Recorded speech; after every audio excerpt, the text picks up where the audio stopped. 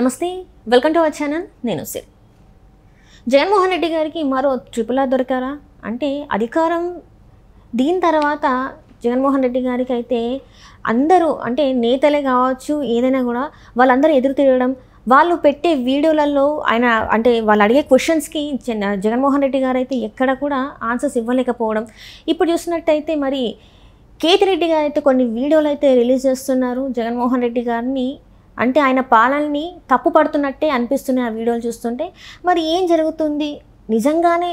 మరి జగన్మోహన్ రెడ్డికి కేతిరెడ్డి రూపంలో మరో ట్రిపుల్ ఆర్ లాగా రావడం జరిగిందా?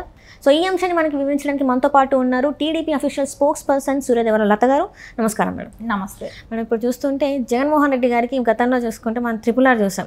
పార్టీలోనే ఉంటూ ఆయనకి వ్యతిరేకంగా మాట్లాడడం జరిగింది. అండ్ ఇప్పుడు కూడా అధికారం కోల్పోయాక కేతిరెడ్డి రూపంలో మరొక ట్రిపుల్ ఆర్ వచ్చారని చెప్పేసి అందరూ మాట్లాడుతున్నారు. ఏంటంటే కేతిరెడ్డి గారు రిలీజ్ చేసే ప్రతి ఒక్క వీడియో కూడా జగన్మోహన్ రెడ్డి పాలనలో అంతా తప్పే జరిగిందన్నట్టుగా ఆయన మాట్లాడడం జరిగింది. మొన్న చూస్తుంటే వీడియోలో వాళ్ళకి 1 year టైం ఇవ్వండి, పథకాలు ఇప్పుడే రావట్లేని ఎలా మాట్లాడతారు, వాళ్ళకి టైం ఇస్తేనే కదా తెలిసేది, అప్పుడే ధర్నాలు చేయడం ఏంటి అని చెప్పేసి మాట్లాడారు. నిన్ననేమో మీరు తీసుకున్న నిర్ణయాల వల్లే ఈరోజు మనకి ఈ పరిస్థితి వచ్చిందని చెప్పేసి మాట్లాడడం జరిగింది. తర్వాతనేమో సినిమా వాళ్ళతో మీకేం పని అని చెప్పేసి అంటే ఆ పార్టీలోనే ఉంటూ జగన్మోహన్ రెడ్డి గారిని ఎదురు ప్రశ్నలు వేయడం జరిగింది. సో మరి ఇవన్నీ చూస్తుంటే మరొక ట్రిపుల్ ఆర్ మరి ఈ కేతిరెడ్డి కూడా వేరే పార్టీకి వెళ్ళే అవకాశం ఉందా? ఉండేలాగా అనిపిస్తున్నాయి మరి వీడియోలు. మరి ఇందులో ఎంతవరకు వాస్తవం ఉందంటారు? అంటే ఇక్కడ మనం జగన్మోహన్ రెడ్డివి అరాచకం అప్పుడు తట్టుకోలేక రఘురామకృష్ణరాజు గారు బయట రావడం జరిగింది. ఒక సీఎంగా ఉన్నప్పుడు ఆయన ఎదిరించి ఆయన ఇబ్బందులు పడ్డారు, ఆయన కేసులు పెట్టారు, ఆయన అరెస్ట్ చేశారు, అరెస్ట్ చేసినప్పుడు కొట్టించారు. సో ఆయనని వెంటాడారు కూడా బాగా. సరే ఆయన ఎదిరించిన దగ్గర నుంచి ఆయన వీడియోలు పెడుతూనే ఉన్నాడు, ఆగలేదు, ఆయన ఇబ్బందులు పడుతూనే ఉన్నాడు, ఆయన ఆపలేదు. కానీ ఇక్కడ కేతిరెడ్డి గారు ఏంటంటే అపోజిషన్ వచ్చిన దగ్గర నుంచి కూడా సో జరిగిన మిస్టేక్స్ అన్నీ కూడా ఒక్కోటి బయట చెప్తా ఉన్నారు. మీరు ఏ రోజు ఎమ్మెల్యేలని పిలిచి మాట్లాడింది లేదు, ఎమ్మెల్యేలు ప్రాబ్లమ్స్ విన్నది లేదు అని చెప్పారు. సో ఆయన ఓడిపోయిన నెక్స్ట్ డేకే చెప్పేశారు అన్నమాట. సో తర్వాత నెక్స్ట్ ఇప్పుడు మనం సినిమా వాళ్ళ గురించి చెప్తున్నారు. సినిమా వాళ్ళ గురించి చెప్తూ కూడా మనకెందుకు సినిమా వాళ్ళ టికెట్ల రేటు అభిమానంతో మా ప్రేక్షకులు వాళ్ళ అభిమాన హీరో కోసం ఎంతైనా ఖర్చు పెట్టి చూస్తారు. కానీ ఆ రోజు సినిమా వాళ్ళని అవమానపరచడం కూడా తప్పు. వాళ్ళని చిరంజీవి గారు కానివ్వండి, పెద్ద పెద్ద స్టార్స్ వెళ్ళారు, మహేష్ బాబు గారు ఇలాంటి వాళ్ళందరూ కూడా వెళ్ళినప్పుడు సో పెద్ద ప్రొడ్యూసర్ అశ్విని దత్తుల గారు లాంటి వాళ్ళు ఇలాంటి పెద్దవాళ్ళు వెళ్ళినప్పుడు కూడా ఆయన నడుచుకున్న విధానం కానివ్వండి, ఆయన మాట్లాడిన విధానం కానివ్వండి, అవన్నీ కూడా చూసి అందరూ ఇండస్ట్రీ వాళ్ళే కాదు ప్రజలు కూడా అనుకున్నారు ఇంత అహంభావమా అనిపించింది. ఎందుకంటే వాళ్ళ కార్లు కూడా లోపల వరకు వెళ్ళి చేయకుండా గేట్ అవతల పెట్టించి నడిపించుకుంటా వెళ్తే ఆ విజువల్ కూడా ఒక ఆనందం అండి. ఏంటంటే ఒక సైకోయిజం ఉంటే ఎట్లా ఆనందం ఉంటుందో అక్కడ నుంచి వాళ్ళని వీడియోలు తీయటం, అక్కడ నుంచి వాళ్ళని చూపెట్టడం కూడా మనకు టీవీల్లో చూపెట్టడం కూడా జరిగింది.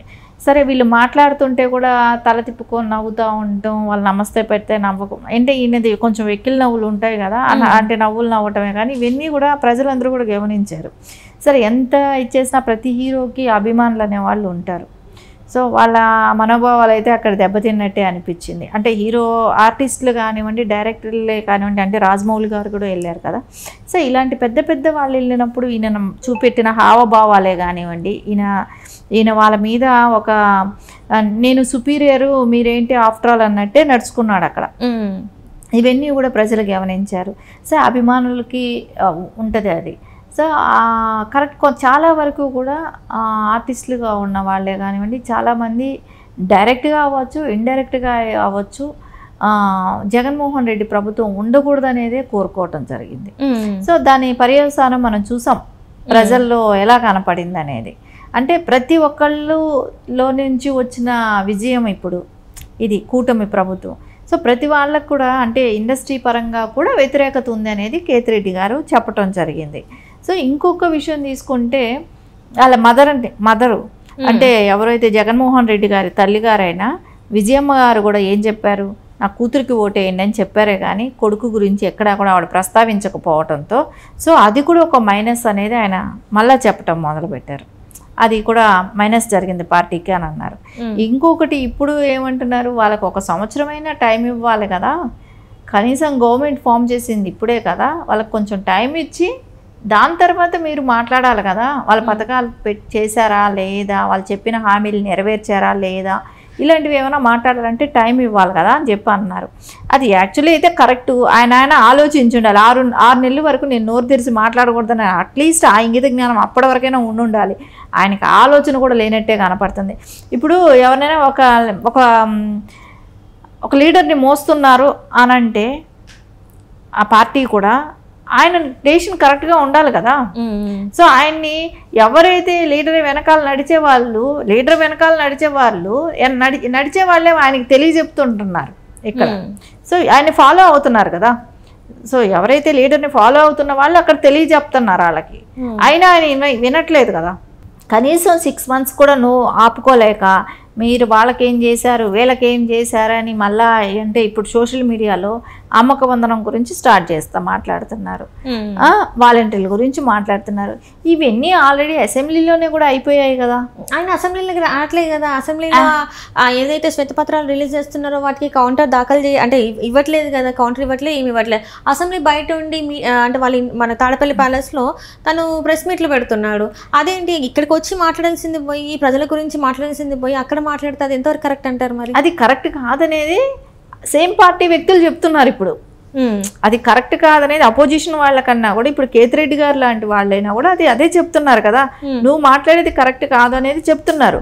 కానీ అదే నేను చెప్తున్నాను, నిన్ను ఫాలో అవ్వాల్సిన వాళ్ళు, నువ్వు ఒక లీడర్ పార్టీకి, నిన్ను ఫాలో అవ్వాల్సిన వాళ్ళందరూ కూడా నీకు సజెషన్స్ ఇస్తున్నారు. ఇస్తే కూడా ఆ సజెషన్స్ కూడా వినటానికి నీకు ఇష్టపడట్లేదా అంటే నీ అహంభావం ఏంటనేది తెలుస్తుంది. నేను మాట్లాడిన నేను ఎలా చేసినా కూడా మీరు నన్ను చచ్చినట్టు ఫాలో అవ్వాలన్నట్టు ఉంది ఆయన మెంటాలిటీ. సో అది కేతిరెడ్డి గారు ఈరోజు అది ఆయన చేసిన ప్రతి మాట ప్రతి పనులని కూడా ఈరోజు చెప్తున్నారు ఆయన. ఎందుకంటే ఆయన హలో గుడ్ మార్నింగ్ అని చెప్పి కొన్ని ప్రోగ్రామ్స్ పెట్టుకొని ఆయన ప్రజల్లో బాగానే ఉన్నారు. అంటే రోజు సోషల్ మీడియాలో మనం చూసిన వ్యక్తి కాబట్టి. సో అంత యాక్టివ్ పర్సన్ ఈరోజు నేను మిమ్మల్ని రోజు విమర్శించడం మొదలుపెట్టారు. సో ఆయనకంటే మీ పనితనం నచ్చలేదనేది ఇప్పుడు అర్థమైపోయింది కదా.